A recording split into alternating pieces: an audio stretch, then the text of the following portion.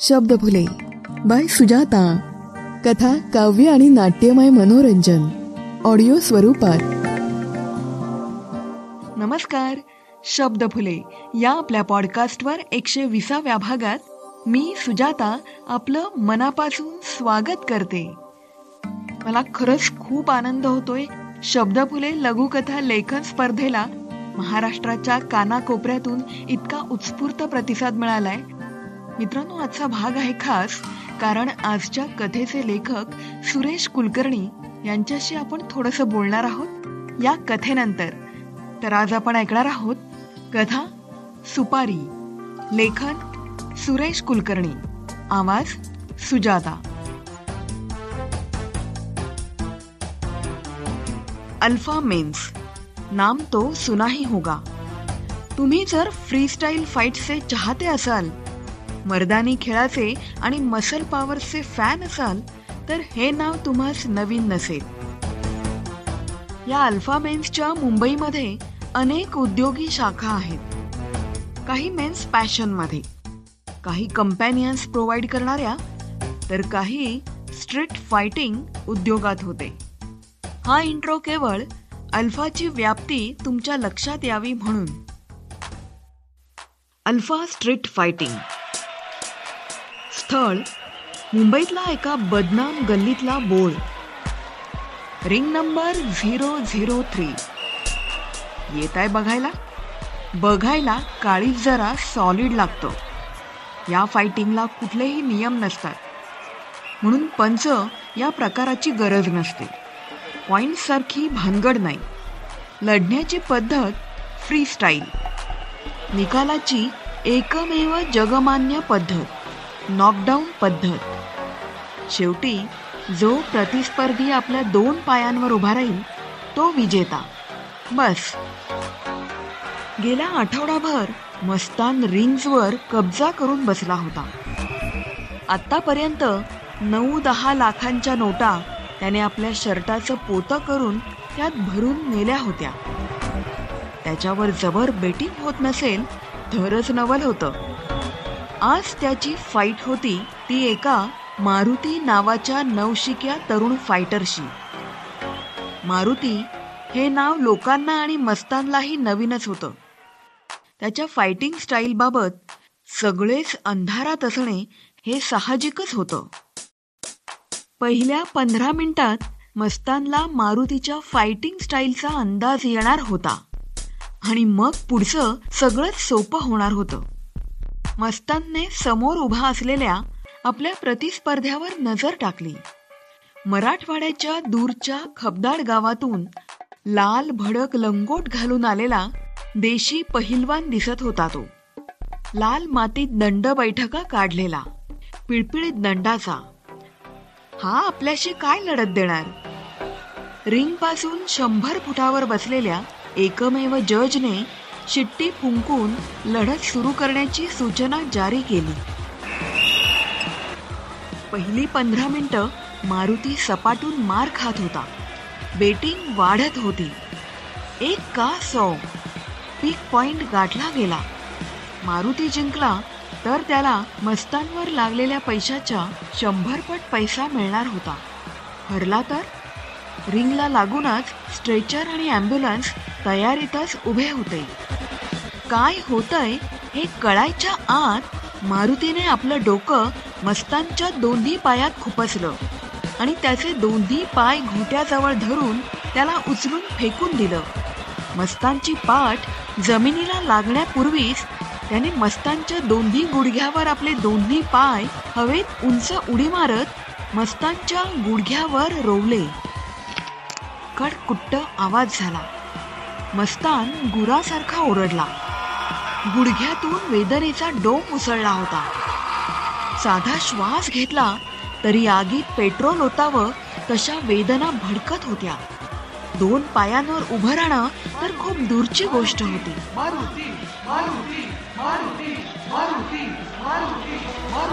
रिंगच्या बाहेर जल्लोष उडाला. नंतर हॉस्पिटलमध्ये एक्सरे काढला गेला. त्यात मस्तानच्या गुडघ्याचे जॉईंट्स निखळल्याचे निष्पन्न झाले.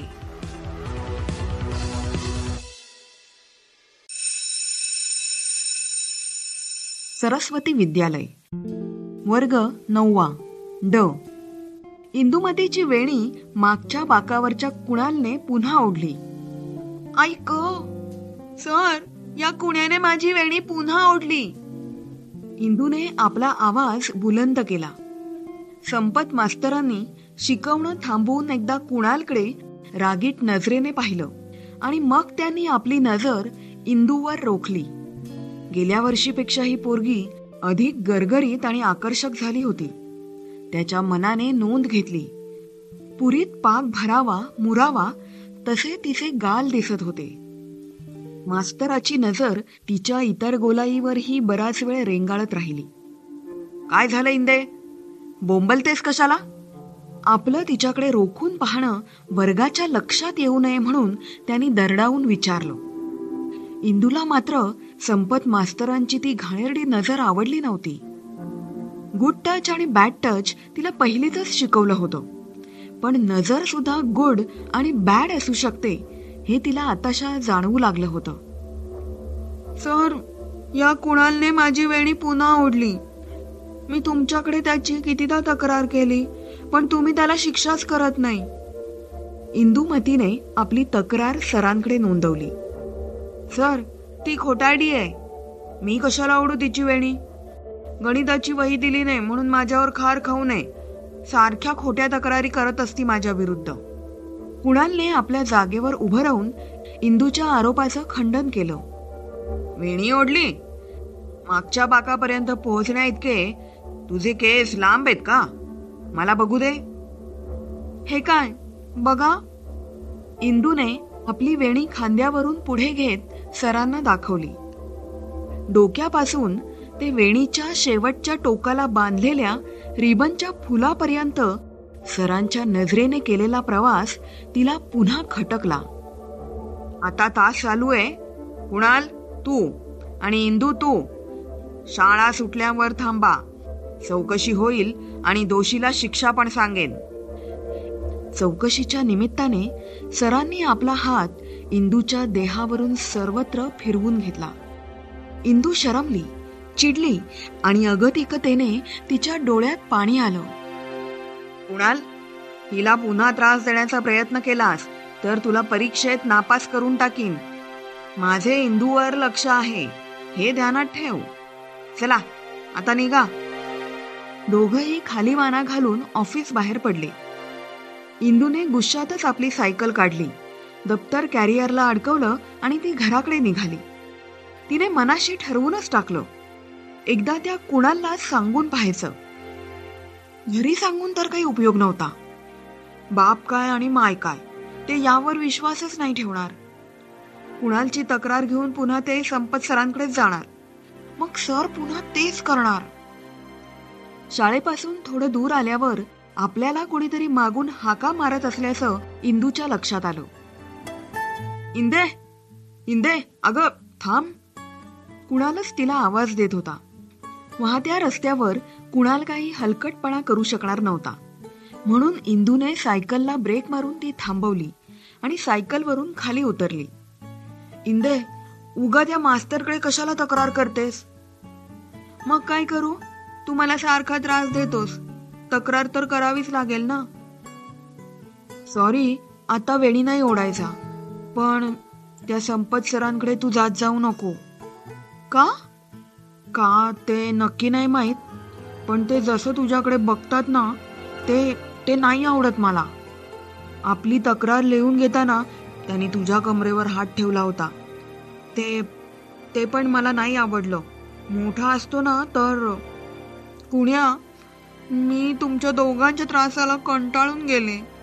शाळाच सोडून देते, नाहीतर आत्महत्याच करते. मीच मरून गेले तर माझा त्रास तरी वाचेल. येडी, तू मेलीस तर मी काय करू? इंदूने प्रथमच कुणालच्या नजरेला नजर भिडवली. कुणालची नजर नितळ होती. संपत सरांसारखी घाणेरडी नव्हती. तो खोड्या काढायचा, खट्याळ असला तरी हलकट नव्हता. इंदूला प्रथमच जाणवलं. खूप खोल होते त्याचे डोळे.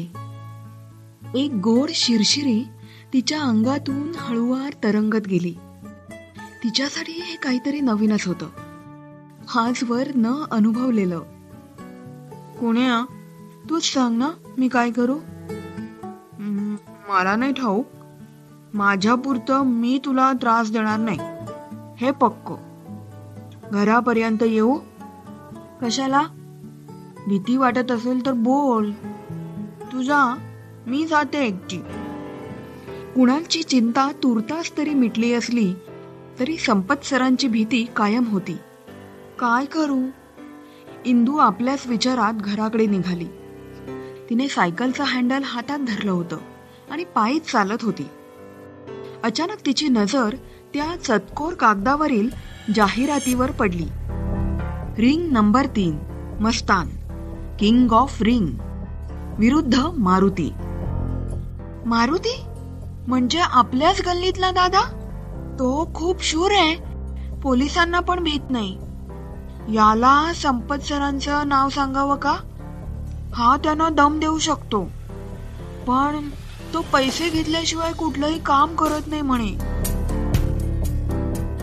मारुती आपल्या सुजलेल्या चेहऱ्यावर बर्फाचा शेक देण्यात मग्न होता. मस्तान सोबतच्या फाईटने अपेक्षेपेक्षा जास्त शारीरिक नुकसान केलं होतं. शरीराला पूर्वपदावर आणण्यासाठी त्याला किमान एखादा आठवडा तरी वेळ द्यावा लागणार होता. दादा, एक पार्टी आलीये, सुपारी द्यायची बोलते, पाठवू का? गणपतीने आत येऊन मारुतीला सूचना दिली. सुपारी घेणे हा मारुतीच्या व्यवसायाचाच भाग होता. 10 मिनिटांनी पाठव. आपल्या काळ्या निळ्या पडलेल्या अंगावर मारुतीने शेजारी पडलेला लूज टी शर्ट चढवला आणि तो मीटिंगसाठी तयार झाला. गणपत, पार्टीला पाठव आणि 2 कटिंग पण पाठव. 2 मिनिटं शांततेत गेली. मारुतीच्या ऑफिसचा पडदा हलकेच बाजूला करून एक शाळकरी पोरगी दबकत दबकत आत आली. मारुती सटपटला. एका शाळकरी पोरीला सुपारी द्यायची ही कल्पनाच त्याला पचनी पडत नव्हती. अरे, लहान मुलीने यावं अशी ही जागा नाही, तू कशाला आलीस? मारुती दादा, तुम्हीच का?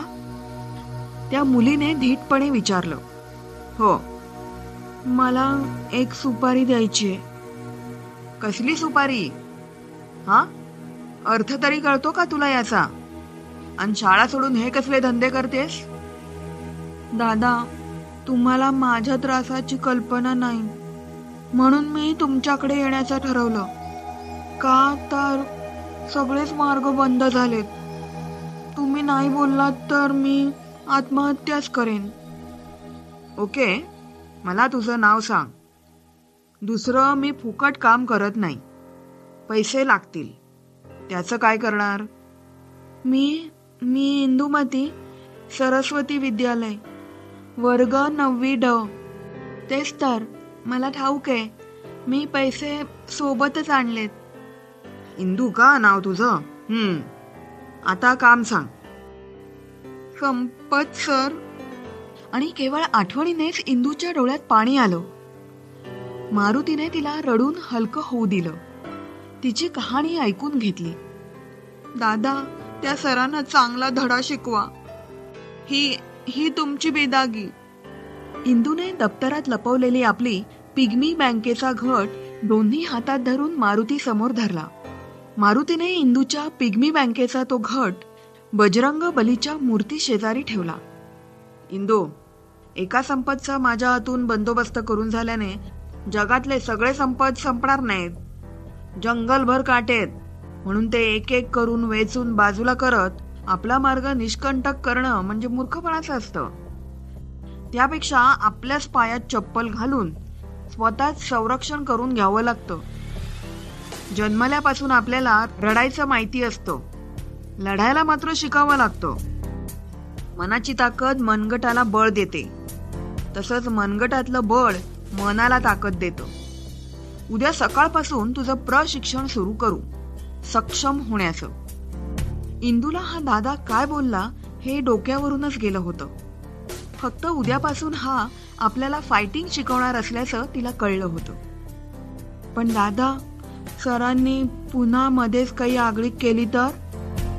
तर त्याच्या डोळ्यात डोळे घालून पहा आणि जमेल तितक्या जोरात त्याच्या नाकावर ठोसा मार, भर वर्गात. पण ते माझे गुरु. वासनांध माणूस ना तर गुरु असतो, ना तर बाप, भाऊ, मित्र, काका, मामा कोणीच नसतो. त्याला नातं नसतं.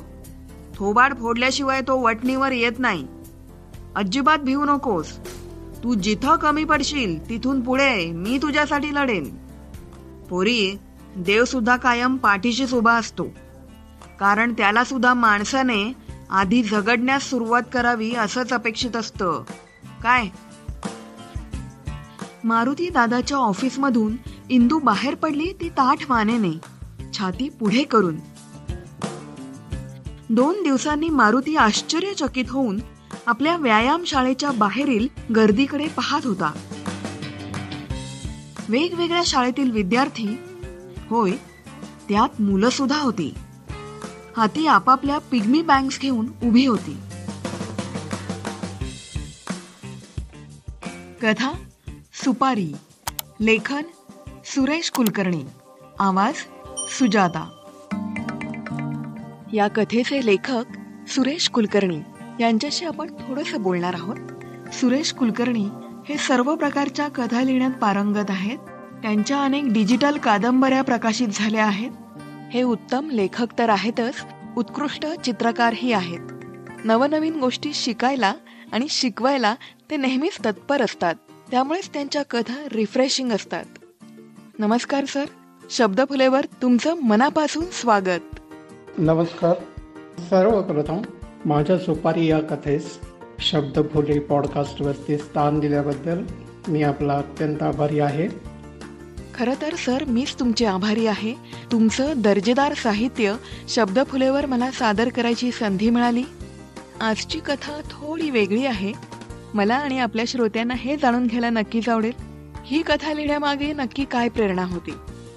कथा लिहिण्यामागचा विचार असा की शाळेतील काही गोष्टी खूप असुरक्षित वातावरण निर्माण करतात. त्यातील काही गोष्टी तर विद्यार्थी घरी पण सांगू शकत नाहीत.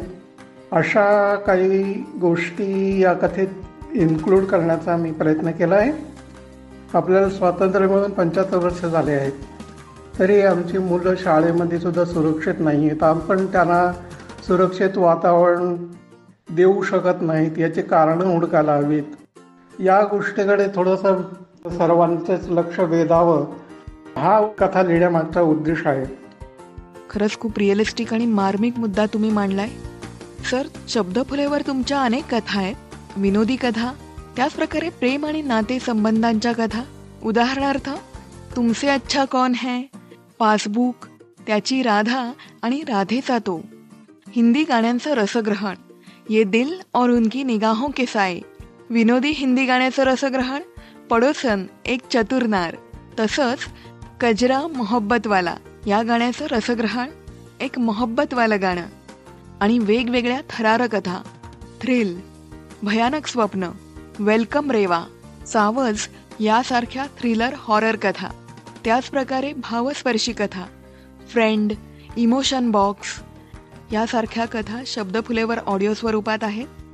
सर, तुम्हाला या सर्व प्रकारात स्वतःला कोणता प्रकार जास्त आवडतो? शब्दफुलेबद्दल बोलायचं तर माझा आणि शब्दफुलेचा ऋणानुबंध बराच जुना आहे. शब्दफुलेंनी माझ्या खूपशा कथांना जिवंत केलं आहे, सुश्राव्य केलं आहे. त्यांचे ऋण खरे तर फिटण्यासारखे नाही, मस्त आहे. धन्यवाद सर. अनेक वर्ष तुम्ही लेखन करताय. साहित्य लेखनाविषयी तुम्ही तुमचे विचार कसे मांडाल? इतर कलेप्रमाणे लेखनसुद्धा ही एक कलाच आहे. जसं इतर कलेला रियाज लागतो, तसंच कथेत पण वेगवेगळे प्रयोग करून पाहायला लागतात. मी सुद्धा काही केली. रहस्यकथा साधारणपणे माझा जॉनर आहे लिहिण्याचा, पण केवळ एका जॉनरमध्ये अडकून पडण्याचा अर्थ नसतो. लघुकथा, लेख, कविता या प्रांतात मी थोडं बहुत लिहून पाहण्याचा प्रयत्न केला आहे. प्रवास वर्णन एक लिहिलं आहे, एक नाटक पण लिहून पाहिलं आहे. बघू आता यात पुढे अजून काही प्रयोग करून पाहता येतात का ते. तुमचं उत्तम साहित्य, कथा, कादंबऱ्या वाचकांना आणि रसिक श्रोत्यांनाही उपलब्ध व्हाव्या हीच मनोमन प्रार्थना. तुम्ही तुमचे विचार मांडलेत आणि आपल्या रसिक श्रोत्यांना त्याचा आनंद घेता आला, त्यासाठी आपलं मनापासून आभार. धन्यवाद. तर मित्रांनो, कशी वाटली ही तुम्हाला मुलाखत? तुम्हाला सुरेश कुलकर्णी सरांच्या सर्व कथा ऐकायच्या असतील तर ती प्लेलिस्ट, त्याची लिंक मी डिस्क्रिप्शनमध्ये देत आहे. ती लिंक क्लिक करून त्यांच्या सर्व कथांचा नक्कीच आनंद घ्या. त्यांच्या लिखित कथा वाचायच्या असतील तर त्याचीही लिंक मी देत आहे. तुम्ही प्रथमच शब्दफुले पॉडकास्टला भेट दिली असेल किंवा अजूनही शब्दफुले पॉडकास्ट सबस्क्राईब करायचं राहून गेलं असेल तर लगेच करा. शेजारी असलेलं बेल आयकॉन क्लिक करा, म्हणजे नवीन आलेल्या कथा तुम्हाला लगेच कळतील. आणि स्टार रेटिंग देऊन मला प्रोत्साहन द्या. कमेंट करा, लाईक करा आणि तुमच्या मित्रमैत्रिणींना, ज्यांना मराठी कथा ऐकायला आवडतात, अशा रसिक श्रोत्यांना जरूर शेअर करा. मित्रांनो, लवकरच शब्दफुलेचं दुसरं पर्व सीझन 2 येणार आहे. कथा स्पर्धेचा निकाल आणि सीझन 2 पर्व 2 ची तयारी यासाठी थोडा अवधी लागणार आहे. या थोड्याशा अवधीनंतर नवनवीन कथा तुम्हाला नक्कीच मिळतील. तुम्हाला प्रेमकथा, कौटुंबिक कथा, नात्यांच्या कथा या कथा ऐकायला आवडतील की भयकथा, रहस्य, ॲडव्हेंचर अशा कथा ऐकायला आवडतील? विनोदी हलक्या फुलक्या कथा ऐकायला आवडतील? मला जरूर कळवा, कमेंट करा. तुम्ही पॉडकास्ट ऐकताय पण तुमचा प्रतिसाद माझ्यापर्यंत पोहोचवा. शब्दफुले लघुकथा लेखन स्पर्धा या स्पर्धेतील विजयी आणि काही निवडक कथा सीझन 2 मध्ये ऐकवणार आहे. तर अशा या प्रेरणात्मक कथेबरोबरच मी सुजाता आपला तुर्तास निरोप घेते.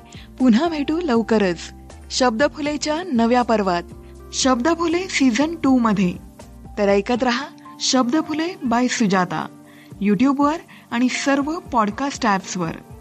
Stay blessed, stay blessed. Thank you. धन्यवाद.